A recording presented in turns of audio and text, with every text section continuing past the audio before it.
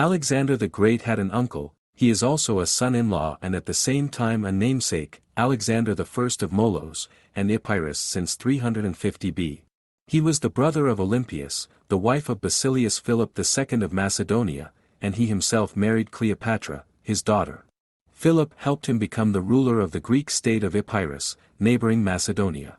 In 334 BC Alexander the Great went on a campaign against the Persians, at the same time Alexander of Epirus sailed to fight in the west, in Italy.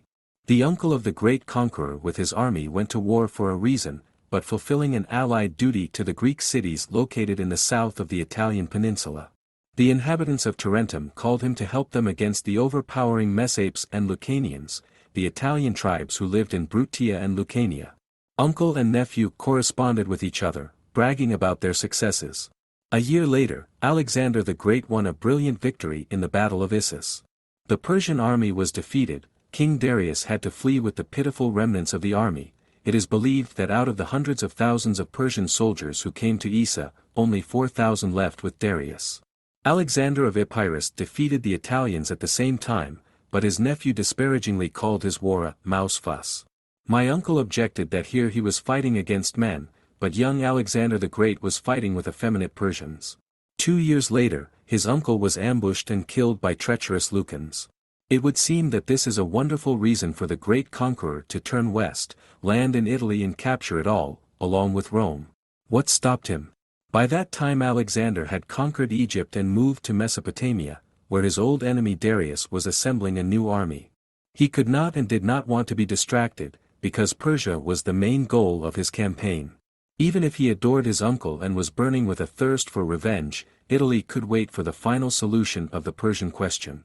Persia has threatened the Greeks since time immemorial and the war with it was perceived as a sacred duty. And the minor showdowns of the Greek colonists in Italy with some natives did not bother the Macedonians. In Persia, it was possible to capture very large prey. Alexander had already robbed the richest cities of Phoenicia and Egypt. His friends and associates had become rich people and were going to become even richer. Untold treasures awaited them in Persia. But the Italian tribes, by the standards of the civilized countries of antiquity, were poor. It was not at all interesting for the Greeks to conquer them, even after the complete occupation of the Persian lands. Whether it's India, though distant, but, according to rumors, living in fabulous luxury. That's where Alexander's army headed for. But upon the return of Alexander the Great from the Indian campaign, wouldn't he want to conquer the Western countries? He wanted to, and, apparently, was actively preparing for this. But the next irresistible blow of his army was aimed not at Italy at all, but at Carthage. The reason was still the same: the Punians were famous for their wealth, besides the conquest of Carthage made it possible to control the sea routes in the western part of the Mediterranean Sea. Since the eastern ports already belonged to Alexander, the empire would profit from all maritime trade in the region. If Alexander had lived even longer, then upon the conquest of Carthage, he could have aimed at the last goal worthy of his attention, the Etruscan 12. After all, the Etruscans were also not poor people, besides, their fleet competed on equal terms with the Carthaginian and Greek. The conquest of the Etruscan polis would put the final point in the construction of Alexander's vast empire, mighty and indestructible.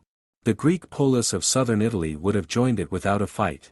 That's when the Macedonian generals could get their hands on other Italian nationalities, including Latins in general and Romans in particular. Since the Italians were a constant threat to the southern polis, they had to be dealt with once and for all.